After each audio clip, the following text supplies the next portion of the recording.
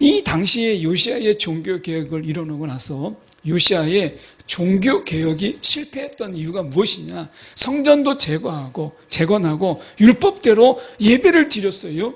그런데도 불구하고 요시야의 이 종교개혁이 실패했던 이유가 무엇이냐면 그들의 생활 방식이 전혀 바뀌지 않았다라고 하는 것입니다. 예레미야 7장 5절에서 7절까지 말씀, 구약 성경으로 보실 분들은 1061쪽입니다. 5절로 7절 제가 봉독해 올립니다.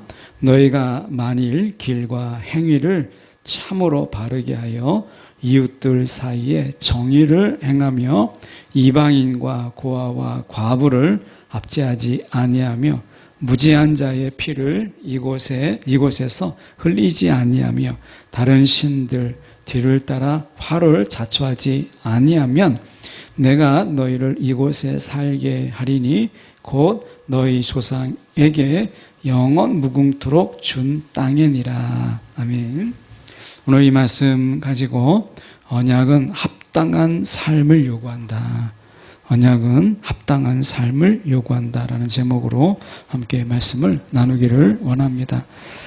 예레미야는 지금 참 눈물의 선지자라고 이야기했던 하나님의 말씀을 전했음에도 불구하고 그가 함부로 성전에 드나들지 못하는 어떤 마치 이방인 취급을 받은 그런 선지자죠.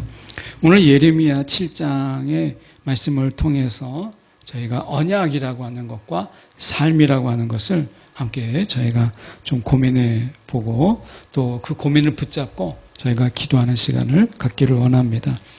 예레미야가 이 선교 사역을 시작하는 초기에 그때가 언제 때냐면 우리가 요시야 통치 18년 때입니다. 요시야가 왕이 됐을 때 그때 상황이 어땠냐면 이 성전이 일종의 파괴가 되고 그리고 폐허 직전까지 가는 그런 모양이었어요. 이 바깥들에는 이 바알과 몰렉을 위한 제단이 쌓여 있었어요. 그러니까 하나님의 성전인데 그 바깥들에는 바알과 몰렉의 신들의 우상이 그 속에 있었고 그들을 위한 제단을 쌓았어요. 이 상상하기 어렵죠? 만약에 우리가 교회 이 마당 앞에 구판을 버리고 거기에 무속인이 점을 칠 수 있도록 이렇게 했다고 생각을 해보세요. 그러면 이건 도저히 상상할 수 없는 거잖아요. 근데 그 성전이 그런 상황에 있었어요. 그래서 어떻게 보면 우리가 수년 동안 요시야가 통치하기 이미 그 수년 동안 이 하나님 앞에 우리가 예배하는 일, 제사 드리는 일 이런 것들이 이미 다 폐기 처분된 이런 상황, 영적으로 이제 완전히 폐허가 된 이런 상황에 있었어요. 이런 상황에서 요시야가 왕이 되고 그리고 요시야가 성전을 중건하도록 명하죠. 그래서 요시야가 어떻게 보면 대제사장 hil기야에게 어떻게 보면 많은 이제 비용을 주면서 성전을 너가 수리하라 이렇게 이제 이야기합니다. 그리고 요시야가 성전만 우리가 다시 재건한 것이 아니라 그 제사의 회복 이것을 말씀대로 율법에 따라 했던 그런 왕이었죠. 문제는 무엇이냐면 요시야 왕이 종교개혁을 완성하지 못하고 요시야가 죽게 돼요. 요시야가 죽음을 맞이한 이후에 이제 종교적으로 다시 회복하려고 했던 그 종교의 모든 부분들이 다시 쇠퇴하고 결국에는 다시 옛날로 돌아간 이런 모습들을 보여요. 요시야가 성전을 회복하고 하는 일들은 잘했지만 요시야가 일으킨 종교개혁은 미완성의 종교개혁으로 끝나게 됩니다. 결국 백성들은 이 성전에 대한 잘못된 태도를 가지게 돼요. 어떻게 보면 그들이 미신적인 이런 우리나라로 얘기하면 어떤 무속적인 이런 부분 속에서 성전을 생각하게 되는 거예요. 요시야의 성전의 재건은 하나님과의 관계의 회복으로 성전을 재건한 것인데, 요시아가 죽고 나서 많은 사람들이 이 성전을 이제 미신처럼 여기게 됐어요. 그래서 그들은 어떻게 생각했냐면 이 성전을 굉장히 신성시 여겨서 우리가 어떤 적이 쳐들어와도 성전이 있기 때문에 그 적이 우리를 해하지 못할 것이다. 이 성전이 귀한 어떻게 보면 신성시된 성전이 있기 때문에 그들은 이 파괴, 적에 쳐들어와서 우리를 죽이고 함락하고 하는 일들은 절대 일어나지 않을 것이다. 성전이 있으니까 이렇게 생각하는 거예요. 그래서 성전을 그들이 점점 우상시 여기고 그리고 신성시 하면서 아주 미신적인 태도를 취한 거죠. 뭐 우리가 예를 들면은 집에 이제 성경이 있기 때문에 더러운 귀신이 뭐 집에 엄습하지 못하게 되고, 뭐 교회에 십자가도 있고 성경책도 쭉 비치형으로 있으니까 악한 영이 교회에 침범하지 못할 거예요. 저 책만 있으면. 성경을 우리가 미신적으로 신성시 여기는, 만약에 그렇게 된다면 그게 어떻게 되겠어요? 성경을 모셔두고 있다는 게 중요한 게 아니라 성경을 읽고 그 말씀대로 살아내고 그 말씀을 붙잡고 우리가 기도하고 부르짖고 하는 이것이 중요한 것이지, 성경책이 있다, 내 집에 몇 권이 있다 라고 하는 것, 성경책에 막 금박을 입혀서 정말 비싼 성경책이 내게 가지고 있다, 막 껍데기에 금을 입혀가지고 그렇게 화려하고 굉장히 막 어떻게 보면 사치스러운 럭셔리한 그런 어떤 성경이 내게 있다라고 했을 때 그게 무슨 힘이 있겠어요? 영적으로는 아무런 가치가 없어요. 성전을 이스라엘 백성들이 요시아가 성전을 재건했을 때는 그런 뜻이 아닌데도 하나님께 돌아가자, 하나님과 관계가 회복하자, 우리가 우상들을 다 버리고 우리가 온전히 하나님만 섬기자, 이런 의미였잖아요. 근데 요시아가 죽고 나서 그 종교개혁은 변질되어서 신성을, 그러니까 이 성전을 신성시 여기는 이런 미신적인 이런 모습으로 바뀌었어요. 우리가 주님을 섬기는 데 있어서 우리가 미신적인 부분이 혹시 없는가? 미신적인 부분. 성경은 내가 잘 모셔야 되는 신주단지 모시듯이 성경을 잘 모셔두면 내가 복을 받는다. 이게 다 미신적인 거예요. 미신적인 거. 우리가 신앙 안에서 혹시 미신적인 것이 없는가? 라고 하는 거죠. 우리가 십자가 얼마든지 여러분 미신적인 요소가 될 수 있어요. 십자가. 이 시대에 어쩌면 이미 십자가가 우리 안에 신성시되고 그 속에서 우리가 미신적인 요소로 전락해버리지 않았는가, 우리가 생각할 여지가 참 많은 것입니다. 십자가 자체는 아무런 능력이 없어요. 그 십자가에 달리신 그 예수 그리스도, 우리가 그분을 믿을 때 그분이 달리신 십자가를 기념하고 기억하는 거지, 십자가, 예수가 없는 십자가가 무슨 힘이 있으며 예수가 없는 십자가가 무슨 능력이 있겠어요. 오늘 요시아가 죽고 나서 그들이 다시 성전을 향해서 굉장히 그 스스로 이 성전에 대해서, 하나님이 없는 성전, 이게 무슨 의미가 있겠어요? 그런데도 불구하고 그들은 그렇게 생각하지 않았어요. 예루살렘 도시가 적에게 결코 함락되지 않도록 보장해준다, 성전이. 이렇게 생각한 것이죠. 그래서 그들 스스로 이런 미신적인 부분에 속게 돼버리고 만 것이에요. 오늘 그런 가운데서 이 말씀이 주어진 거예요. 자, 오늘 말씀에 저희가 지난주에는 우리가 좀 됐죠. 1절로 4절까지는 저희가 살펴보고 이사야로 다시 와서 다시 이제 예레미야로 가는데요. 예레미야 말씀 속에서 말씀을 보시면 5절입니다. 너희가 만일 길과 행위를 참으로 바르게 하여 이웃들 사이에 정의를 행하며, 이렇게 돼 있어요. 그러니까 하나님의 이 회개의 부분 속에서 저희가 좀 기억해 본다면 첫 번째는 하나님과의 관계가 회복되는 거예요.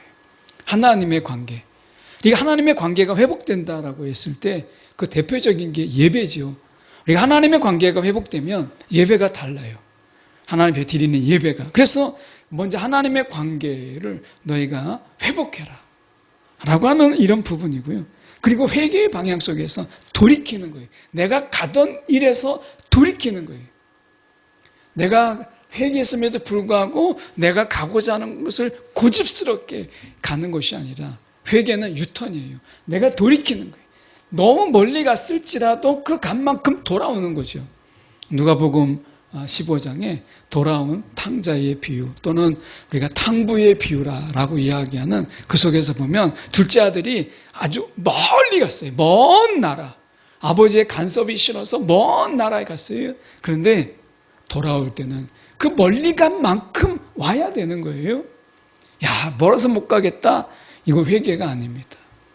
회개는 우리가 갔던 만큼을 돌이켜서 주님께 돌아오는 거예요. 그리고 이제 세 번째 회개에서 말씀하는 것은 우리가 사람과의 관계, 특히 이 사람 속에서 사람과의 이 관계 속에서 하나님의 그 말씀, 이웃사랑 이런 부분을 그대로 담고 있어요. 그래서 말씀의 5절에 만일 길과 행위를 참으로 너희가 바르게 해서 너희가 정말 회개한다면 이웃들 사이에 정의를 행하라.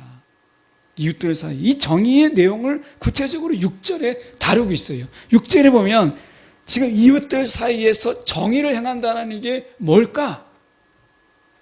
이것을 예레미야가 그들이 알아듣지 못하니까 구체적으로 다시 6절을 이렇게 말씀한 거예요. 이방인과 이방인. 어떻게 보면 그들 속에서 같이 살고 있는 이스라엘로 살고 있는 이방인.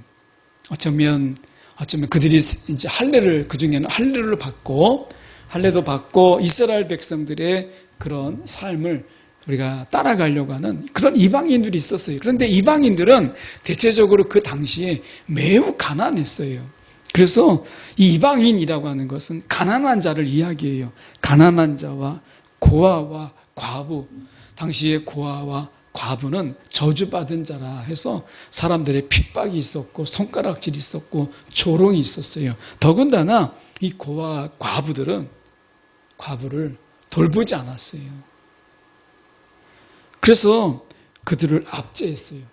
무시하고 압제했어요. 그런데 그렇게 하지 말라는 거예요. 그리고 무지한 자의 피를 이곳에서 흘리지 아니하며 다른 신들 뒤를 따라 화를 자초하지 아니하며 이게 그들 속에서 정의를 행하는 거예요. 이방인과 고아와 과부를 돌보는 일이에요.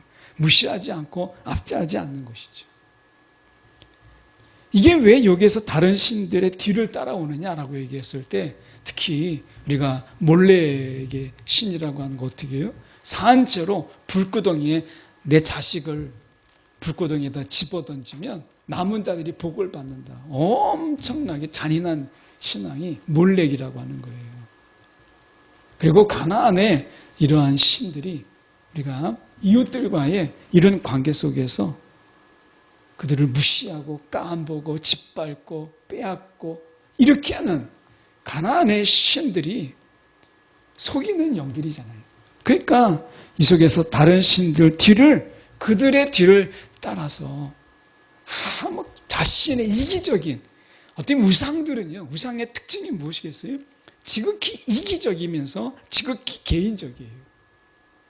여러분 우리가 미신과 우상에 우리가 특히 이런 샤머니즘적인 이런 부분을 보세요.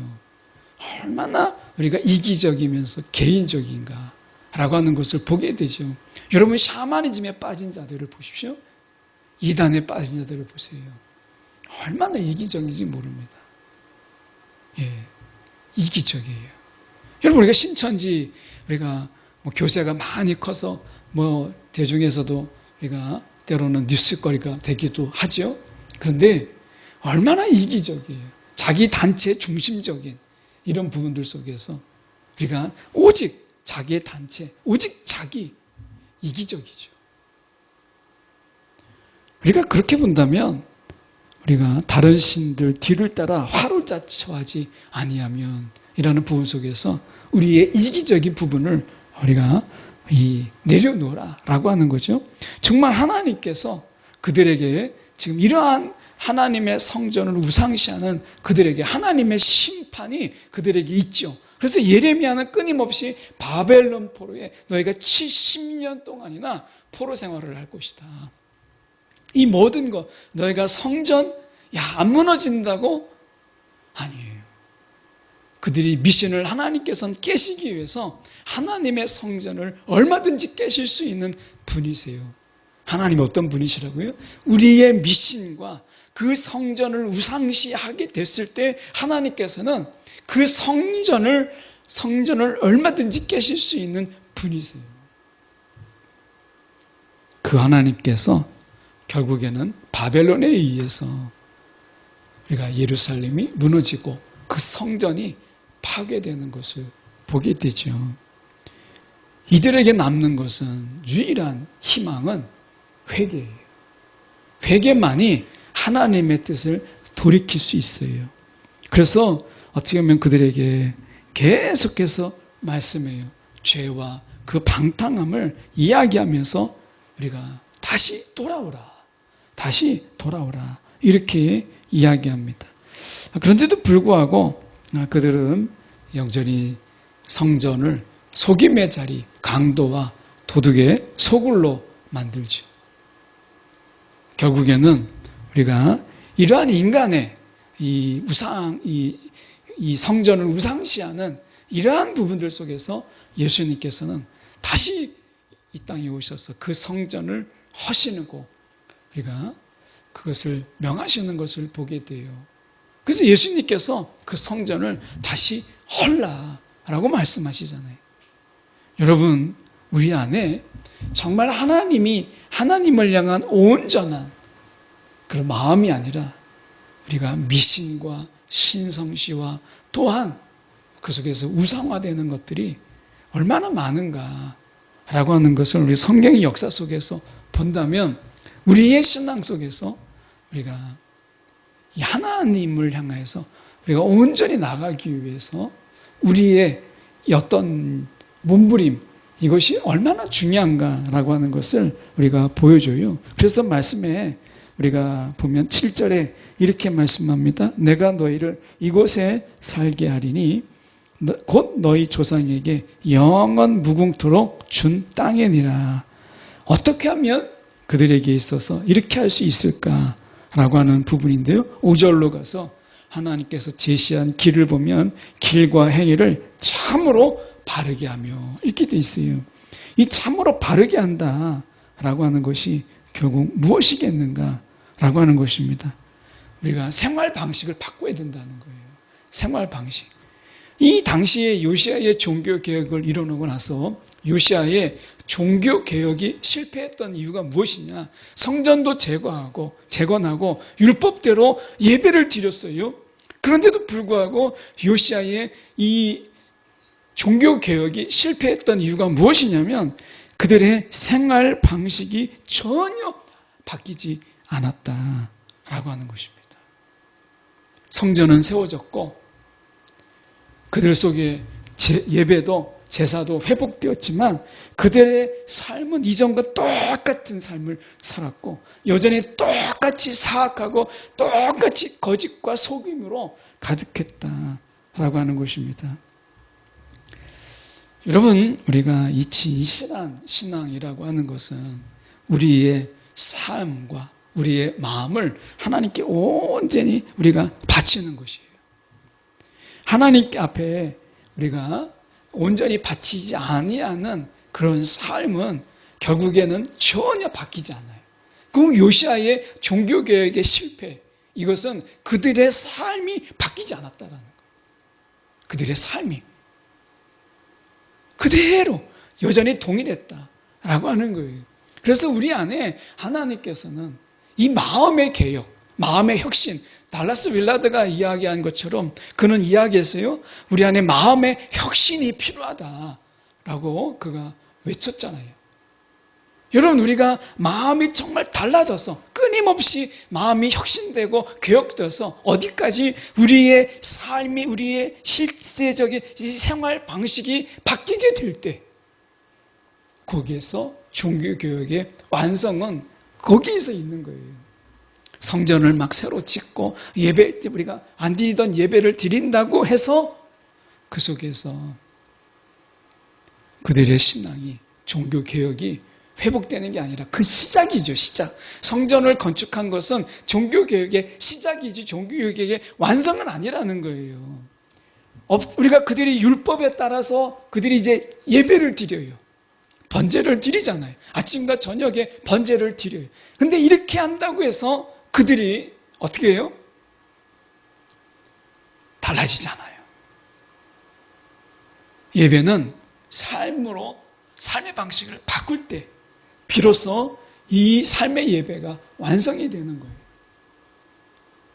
오늘 우리가 하나님 앞에 예배하는 이런 부분들 속에서 우리가 생각해 봐야 될 것이, 예배는 드리는데 예배뿐이라고 한다면 결국 요시아의 종교개혁의 실패처럼 그렇게 되는 거예요. 그래서 성령이 우리 가운데 있으므로, 하나님께서 우리 가운데 성령을 보내주심으로 인해서 단회적인 이러한 마음, 단회적인 그런 예배로 끝나지 않고 우리 안에 그 예배가 우리의 삶의 전체를 변화시키고 우리의 삶의 전체를 바꿀 수 있도록 지속적이면서 그리고 아주 강하게 우리를 변화시키는 것이 성령이라는 거예요. 그래서 하나님이 원하시는 것은 우리의 생활의 방식, 이 생활 방식을 하나님께서 바꾸시는 거예요. 이것이 우리가 예레미야를 통해서 우리 가운데 말씀하시는 거예요. 그래서 우리는 언약이라고 하는 것은 하나님이 거기에 걸맞는 합당한 삶을 우리 가운데 요구해요. 합당한 삶을. 그래서 6절에 다시 가서 우리가 보면 이방인과 고아와 과부를 압제하지 아니하며 라고 이야기해요. 무시하지 말라는 거죠. 결국 우리가 하나님 앞에 내가 온전히 우리가 드렸을 때 비로소 이들의 속에서 압제가 아니라 긍휼함으로, 우리가 무시하는 것이 아니라 그들에게 관심을 기울이게 되는 것이죠. 그리고 우리가 무죄한 자의 피, 이것에 대해서 우리가 두려움을 갖고 사람을 존중히 여기고 그 생명을 사랑하는 거예요. 오늘 하나님께서 우리 가운데 말씀하세요. 우리가 회개는 이스라엘의 유일한 소망이다. 회개는 유일한 이스라엘의 소망이다. 이것은 회개라는 말을 다르게 바꾸면 우리가 하나님을 향하여 우리의 삶을, 우리의 생활의 방식을 바꾸는 거예요. 삶이 뒷받침되지 않는, 여러분, 예배는 없고요. 삶이 뒤따르지 않는 기도는 없는 거예요. 오늘 우리의 생활 방식이 뒷받침되는 예배,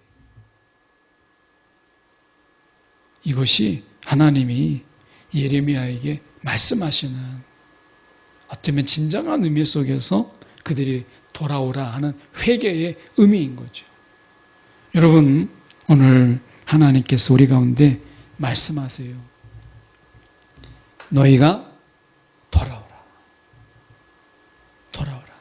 생활 방식을 바꾸라. 신앙은 마지막에 신앙생활로 이어져야 돼요. 신앙에 머물면 안 돼요. 신앙과 생활이 괴리된 것이 아니라 신앙이 곧 생활이 되고 생활로서 우리는 신앙을 드러내도록 하는 것이 주님이 뜻하시는 바 우리를 향한 하나님의 뜻이잖아요. 그런 의미에서 우리가 본다면 성전 재건, 예배의 우리가 다시 회복, 이것으로 끝났던 요시아의 종교개혁이 왜 실패했는가? 예레미야는 그 종교개혁의 실패를 외치고 있는 거예요. 그리고 이 종교개혁의 완성은 우리의 삶이 회개에 합당한 삶을 살라라고 말씀하시는 것이죠. 저와 여러분이 이 시대에 우리가 회개에 합당한 삶, 어쩌면 그 언약의 백성으로요 그 합당한 삶이라고 하는 이 과제를 우리는 안고 있어요. 진정한 사명이라고 한다면 저와 여러분의 삶을 바꾸는 것, 바로 그것이라고 말씀하는 것이죠.